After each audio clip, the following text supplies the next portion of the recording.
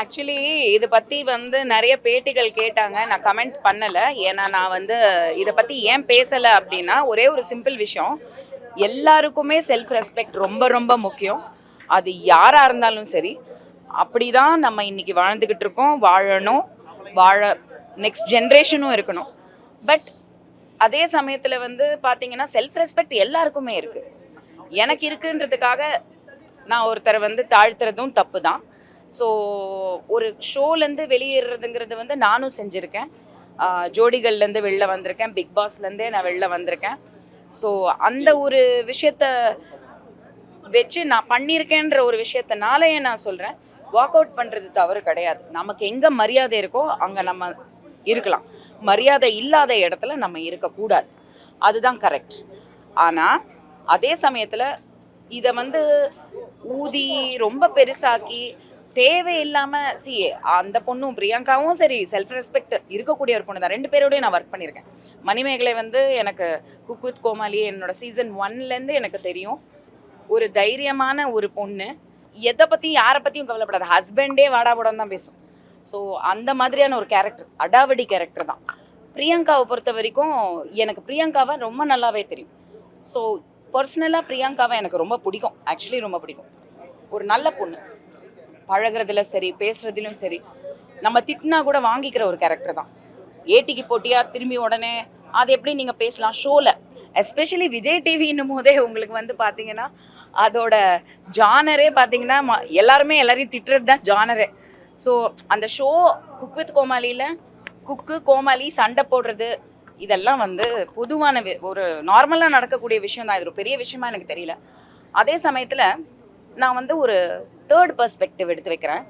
இந்த ஆங்கர் வேலை வந்து ஆங்கராக இருக்கும் போது தான் பார்க்கணும் அப்படிங்கிற ஒரு விஷயம் வருது இல்லையா?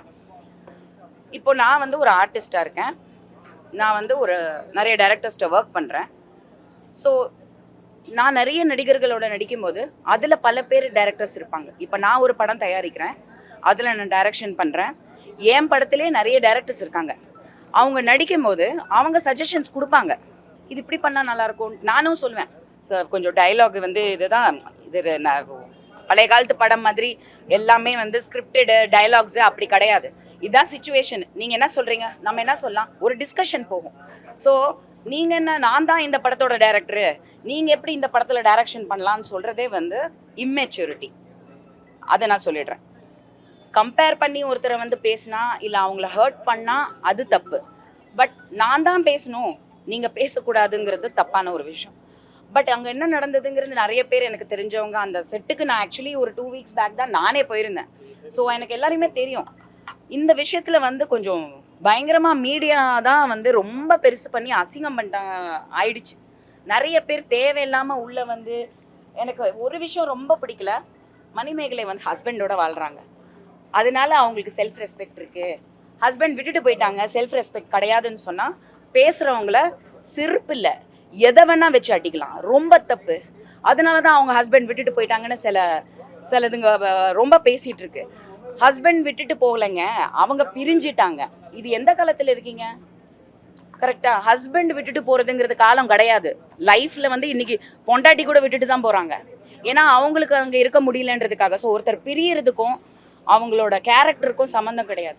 அதே மாதிரி அந்த பொண்ணோட கேரக்டரை அசாசினேட் பண்ணி நிறைய விஷயங்கள் மீடியாவில் நடக்கும்போது அதை பார்த்துக்கிட்டு அதை ரசித்து அதுக்கான வீடியோ வந்து மணி போடுறது வந்து நான் இங்கே சொல்கிறேன். நான் மணிமேகலைக்கு ஃபோன் பண்ணி பேசலை, ஏன்னா அது பர்சனலாக இருக்கும்.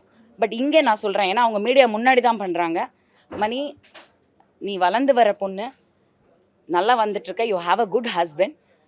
Just because your life is fine, இன்னொருத்தரோட லைஃப் வந்து நம்ம கண்ணு முன்னாடி அவங்க கேரக்டரை தப்பாக பேசுகிறாங்கன்னும் போது அதை என்கரேஜ் பண்ணாத. உன்னோடது ஒரு வீடியோ இன்றைக்கி யாரோ ஃபார்வர்ட் பண்ணாங்க, சொம்பெல்லாம் தூக்கி அடிக்கிறது நல்லா இல்லை. எங்கள் அப்பா தான் சொம்பு தூக்கி அடிக்கணும் நாட்டாமல், அதனால சொம்பெல்லாம் தூக்கி அடிக்காத, நல்லா இல்லை. I think you should. இது வந்து ஒரு பாவமாக இருக்குது. ஏதோ ஓகே, அங்கே ஏதோ ஈகோ, அது 2 பொம்பளைங்க சண்டை போட்டுக்கிட்டாங்க, அவ்வளோதான். அதுக்கு ஒருத்தரோட கேரக்டரை அசாசினேட் பண்ணி அவங்களோட இந்த தொழில் பண்ணாங்க, அந்த தொழில் பண்ணாங்க, அந்த சேனலில் என்ன நடக்குது, யார் என்ன கேரக்டர் எல்லாமே எனக்கும் தெரியுங்க. ஒருத்தரை வந்து ஒரு பொண்ணுங்கிறனால அவங்கள தாழ்த்தி பேசி அவங்க கேரக்டரை தப்பாக பேசுறதுங்கிறது ரொம்ப ரொம்ப ரொம்ப தப்பான ஒரு விஷயம். அது நடக்குது. அது உடனே ஒரு ஒரு நண்பர்களா ஒரு வெல்விஷர்ஸா எல்லாரையும் தெரிஞ்சு அங்க இருக்கிற எங்களை மாதிரி ஆட்கள் குரல் கொடுக்கும்போது அவங்கள சொம்புங்கிறதெல்லாம் ரொம்ப தப்பா இருக்கு. அதான் மேடம், ஏன்னா குரேஷ் வந்து இத்தனால வந்து குரல் கொடுக்கவே இல்லை. இத்தனைக்கும் அவர் மீடியா கேட்கும்போது கூட அவர் பதில் சொல்லல. அவர் தனியா ஒரு யூடியூப்ல தனியா பேசுறாரு. இது மாதிரி ஒரு விஷயம் அங்க நடக்கல, நாங்க இருந்தோம்னு. எனக்கு பிரியங்கா பேசினாங்க. அவங்க இங்க இல்ல, கண்ட்ரில இல்ல. அவங்க வந்து அயர்லாண்டில் அவங்க ஓடி போயிட்டாங்கன்னு கூட சில பேர் சொல்லியிருக்காங்க.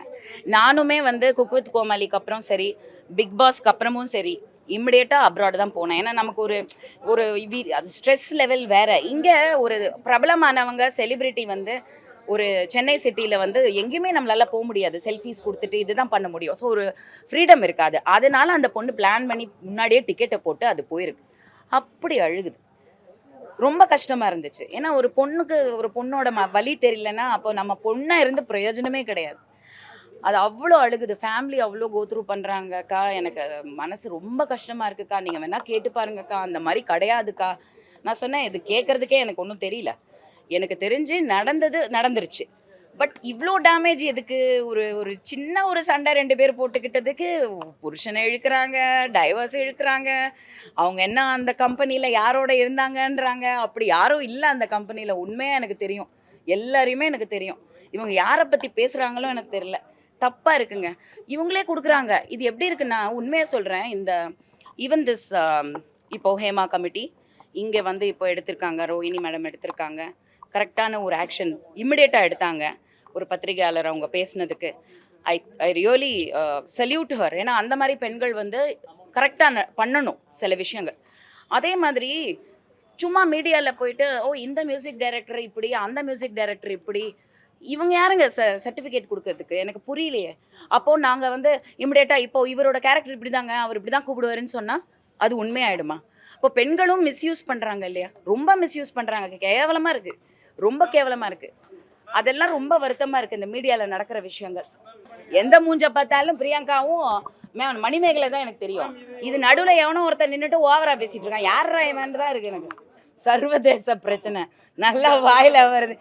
போங்கங்க. that's what I'm saying. இது வந்து அசிங்கமாக போகுது, வேற ஒன்றும் இல்லை. பேசுங்க, விவாதிங்க, ஆங்கர் வேலை பாருங்க, இது பாருங்க, அதெல்லாம் ஓகே. ஆனால் ஒருத்தரோட பொண்ணோட கேரக்டர் பற்றி பேசுறது தப்பான விஷயம். அந்த பொண்ணு எனக்கு நல்லாவே தெரியும். அந்த பொண்ணு நல்ல பொண்ணு, அந்த மாதிரி பொண்ணே கிடையாது. அவளை பற்றி யார் தப்பாக கேரக்டர் பற்றி பேசினா நான் வந்து அதை ஒத்துக்கவே மாட்டேன். அவங்களுக்கு பின்னாடி கர்மான்னு ஒன்று இருக்குது. அன்னைக்கு தெரியும் செருப்படி எங்கே விழுவாங்க.